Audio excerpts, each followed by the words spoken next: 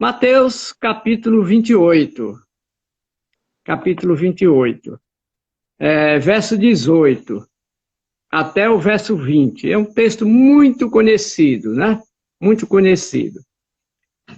Jesus, aproximando-se, falou-lhe, dizendo: Toda autoridade me foi dada no céu e na terra. Toda autoridade me foi dada no céu e na terra. Ide, portanto, fazer discípulo de todas as nações, batizando-os em nome do Pai, e do Filho, e do Espírito Santo, ensinando-os a guardar todas as coisas que vos tenho ordenado. E eis que estou convosco todos os dias até a consumação do século. E eis que estou convosco todos os dias até a consumação do século. Ide ensinando, ide fazendo. É a grande comissão em que Deus coloca sobre a nossa responsabilidade. Portanto, nós diríamos que somos enviados de Deus. Misseus Dei, missionários de Deus. Somos de Deus, esses missionários de Deus. Esses missionários que têm uma missão, estou vendo Marcos, que acabou de entrar aí, minha saudação a você também, Marcos, tá? E Deus nos colocou, nos chamou para o seu reino, para que nós ocupássemos um espaço que ele já tinha programado antes da fundação do mundo. Como bem a palavra coloca, que a terra era sem forma e vazia, e Deus, o Espírito de Deus, parava sobre as águas. E na sua presciência eterna, na sua autodeterminação, ele decidiu criar o homem e a mulher, à sua imagem e à sua semelhança, para que o servisse e o glorificasse, segundo a nossa confissão de fé. Qual foi a razão pela qual Deus criou o homem? Para que o servisse e o glorificasse, né? Então, servir a Deus e glorificá-lo com as nossas obras, com as nossas ações, com a proclamação da sua palavra, é a grande missão que nos é dada por nosso Senhor e Salvador Jesus Cristo. A Bíblia nos ensina que os anjos quiseram assumir este lugar. Os anjos quiseram anunciar o Evangelho, mas Jesus não deu este privilégio aos anjos. Os anjos têm outra missão, que é de estar assistindo diante de Deus, de fazer a vontade de Deus lá na outra dimensão a qual também um dia nos encontraremos. Mas aqui nessa terra, por enquanto, a responsabilidade é nossa de anunciar o Evangelho. Jesus disse que toda autoridade lhe foi dada no céu e na terra. A mesma autoridade que Jesus tem no céu, como Filho de Deus, como Espírito Santo, aquele que era, que é e o será eternamente. Ele é o mesmo ontem, hoje e o será eternamente. Jesus Cristo, ele tem essa autoridade plena, tem o domínio de todas as coisas. E aí, dentro dessa autoridade, ele faz uma divisão, uma coparticipação, ele nos convida a participar, a coparticipação entre nós e ele. É um gesto de confiança do Senhor Jesus. Sabia que nós tínhamos capacidade para fazer isto, porque nós somos um povo nascidos do Evangelho. E o Evangelho é o quê? O próprio Jesus. O Evangelho é a vontade expressa de Jesus Cristo. Daí que a gente deve ter sempre cuidado com a leitura do Evangelho. Eu mesmo, quando pastoreava, eu sempre exigia que, na hora da leitura do Evangelho, toda a igreja estivesse em pé, em sinal de respeito. Porque, inclusive, no calvinismo, no começo do calvinismo, o Evangelho adentrava o templo. acompanhado por duas pessoas, de preferência jovens, trajados de brancos, levando duas tochas, velas ou qualquer coisa que iluminasse, e o evangelho ia ser proclamado lá no altar. Por exemplo, os anglicanos, eles proclamam o evangelho no centro da igreja. Por que isso? Porque o evangelho é o centro, é o centro. Jesus é o centro, a centralidade toda da fé cristã está no evangelho, está em nosso Senhor e Salvador Jesus Cristo.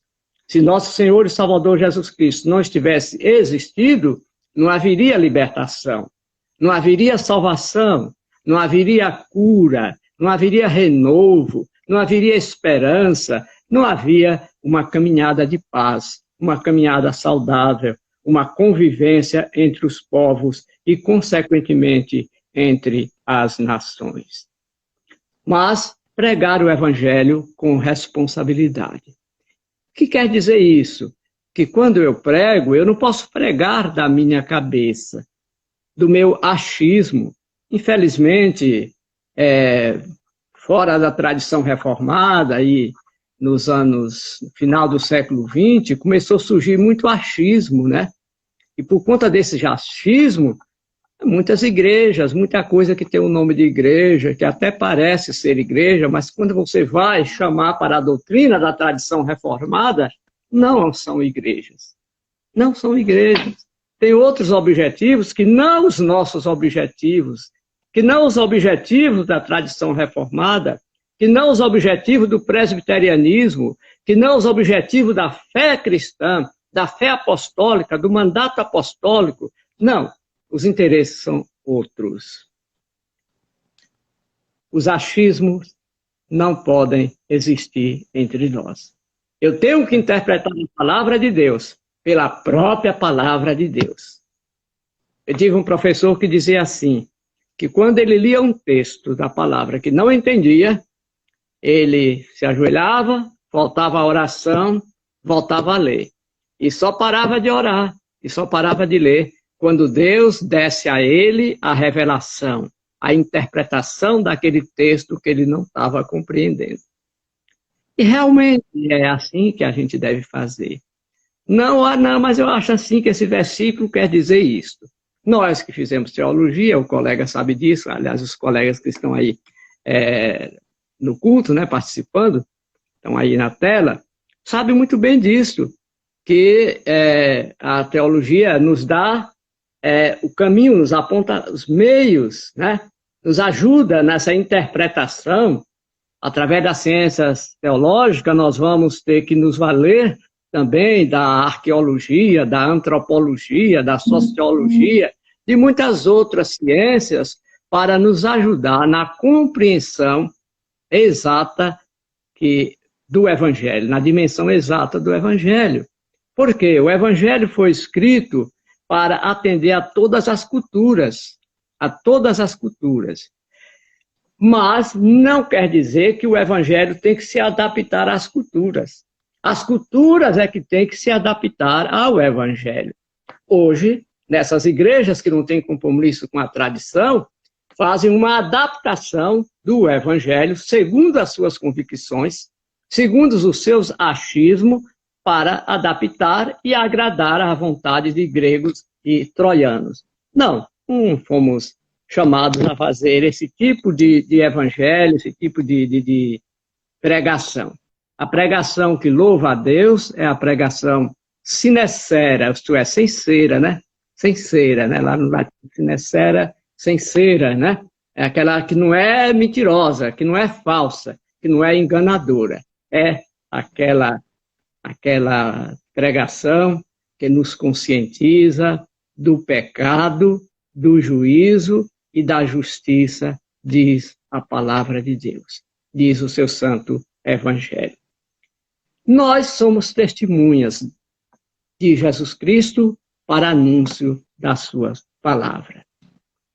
Diz ele lá no Evangelho de Lucas, capítulo 24, no verso 48, Jesus diz, olha, vós sois testemunha destas coisas, vós sois testemunha desses fatos, desses acontecimentos. Ele estava falando para o colégio apostólico.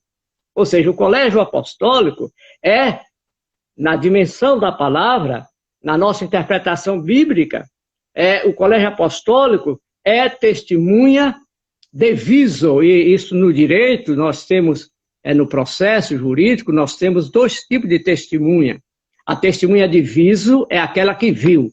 Você viu alguém matando alguém, você viu alguém roubando alguém, então você, indo ao processo como testemunha, você é chamada juridicamente a testemunha de viso. Mas nós temos a testemunha referida, que é aquela que não viu, mas foi referido como alguém que pode testemunhar, como alguém que tem evidências fortes e que pode testemunhar. É o meu caso, é o seu caso, é o caso da igreja. Nós não vimos Jesus curando, nós não vimos Jesus morrendo na cruz, nós não vimos Jesus ressuscitando, nós não vimos nada do que o Evangelho diz acontecendo. No entanto, pela fé, nós aderimos, nós não discutimos, nós aderimos, né? Deixa a discussão para os filósofos, né? Para nós cristãos, é aderência, nós não temos nada que discutir, temos que aderir. É um contrato de adesão, ou você adere a este contrato de vida eterna, a este contrato de salvação, ou você não adere. Se você adere, você tem recompensa. Se você não adere, você não tem recompensa, só terá arrependimento.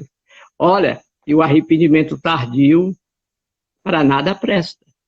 É melhor arrepender-se enquanto estamos a caminho da eternidade, enquanto estamos preparando a nossa viagem, né? A nossa viagem de grande responsabilidade, de grande compromisso. Então, esse é o momento de a gente, dando uma pincelada, dando uma olhadazinha dessas coisas, para que tudo aconteça no tempo do nosso Deus. Eu estou aqui olhando para o relógio para não ultrapassar o tempo aí, certo? Então, meus irmãos queridos, nos dias de hoje, nós precisamos marchar com a igreja, marchar com o magistério da igreja. O que é o magistério da igreja? É o ensino da igreja. Eu fico com muito medo, não sei se já disse isso aqui, pregando aí, quando eu vejo crentes correndo de uma igreja para outra. E lá naquela igreja acha bonito uma coisa que não acontece na igreja dele. E quando ele chega, ele já quer trazer aquela influência para o meio da sua igreja, sem sequer examinar as escrituras. Os cristãos de Bereia, eles foram bastante criteriosos. O que é que eles faziam? Eles ouviam tudo e ia conferir nas escrituras. Essa é a missão do crente. Essa é a missão do presbiteriano independente, do membro da terceira igreja, do membro da igreja de Buquim, do membro das igrejas da nossa grande Aracaju, do nosso presbitério, enfim. Vamos ouvir tudo o que nós temos ouvido para ouvir, mas vamos, como se for matéria de fé, vamos para o livro dos livros. Os livros dos livros. O livro dos livros. Este é o único livro que contém a verdade de Deus revelada. É o único livro que contém a palavra de Deus. Há milhões de livros que falam sobre todos e sobre tudo, mas é um livro morto, é um livro que não produz vida. A palavra de Deus, enquanto fechada, o livro vai para a estante. Quando aberta, pelo menos nós aprendemos assim, é a boca de Deus falando. E nós, de mãos, com a boca de mãos dada a este livro, que é a boca de Deus, então nós nos tornamos também a boca de Deus. Nós nos tornamos as mãos de Deus. Nós nos tornamos o olhar de Deus. Nós nos tornamos o escutar de Deus. Escutar o irmão naquele exemplo de Jesus. Ouvir na mesma paciência de Jesus, na mesma dimensão de Jesus, no mesmo carisma de Jesus. Ouvir a todos, ouvir a todos. Ouvir, ouvir, ouvir, ouvir. Sempre ouvir, nunca deixar de ouvir. Faz bem à alma, faz bem ao coração. Quantas vezes chega alguém para nós com tantos problemas? Ele acha que está com muitos problemas. E senta com o pastor ou com outro membro da igreja mais experiente, começa a conversar, começa a desabafar os seus problemas, contar a sua história, e o irmão ouve, depois, irmão, vamos ler aqui um trechozinho da palavra de Deus, vamos orar. E o irmão diz, pastor, está tudo diferente na minha vida. Eu entrei de uma forma e estou saindo de outra. Olha, só quem faz essa transformação é a palavra de Deus. Nenhum outro livro de psicologia pode até nos ajudar, não estou contra a psicologia, não estou contra nenhuma ciência, Deus me guarde de ser contra nenhuma delas, até porque passei por muitas delas também, mas o único livro que tem o poder de transformar o homem é a palavra de Deus, é o livro santo, as Santas Escrituras, né? As Santas Escrituras. Há muitos lugares que se tem até a comemoração do dia do evangélico, né? Tamanha a dimensão que o povo de Deus adquire quando fiel à sua missão, quando portadores desta comissão de Jesus Cristo.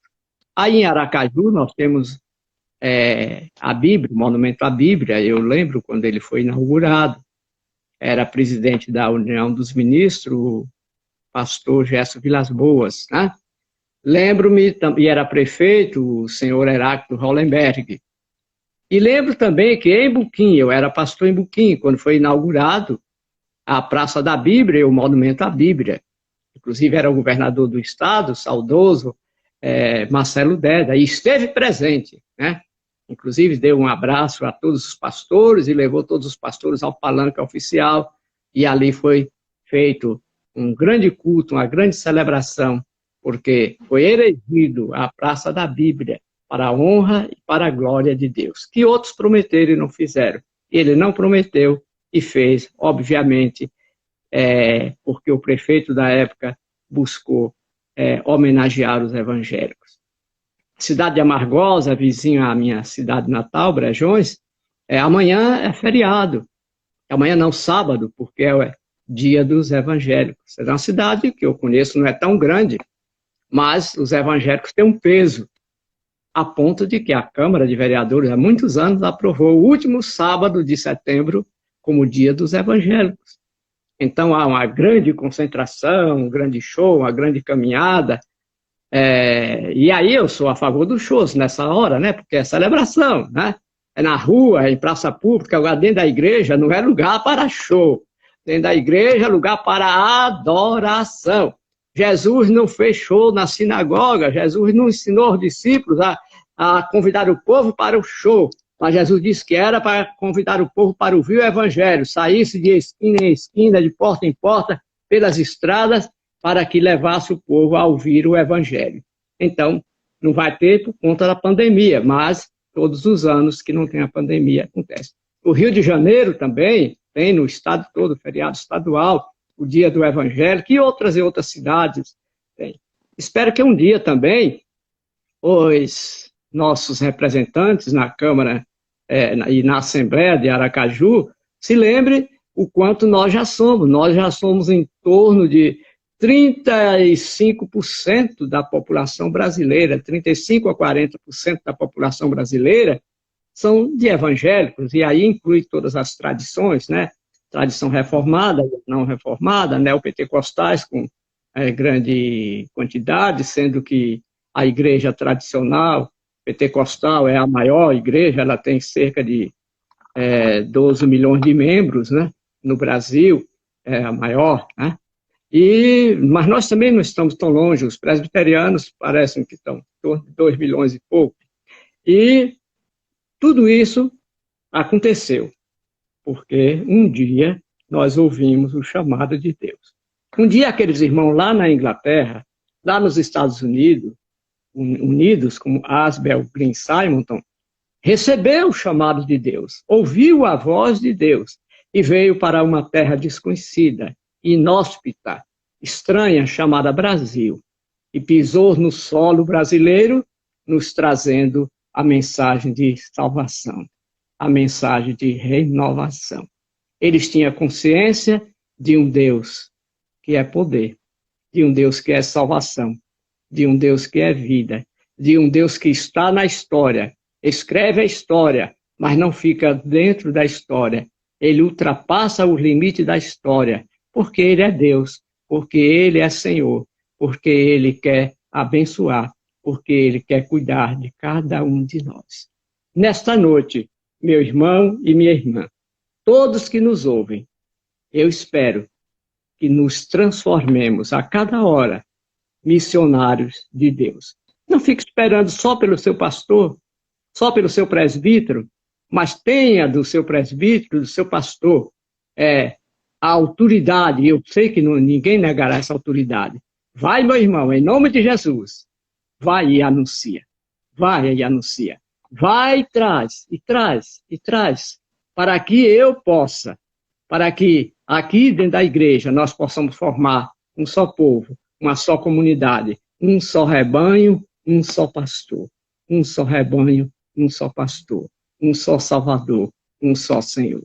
A missão, portanto, de cada crente batizado é fazer isto, é ser missionário, colaborador do pastor, colaborador do conselho, colaborador da sua denominação, para que a igreja, corpo de Cristo, cresça até a volta de nosso Senhor e Salvador Jesus Cristo.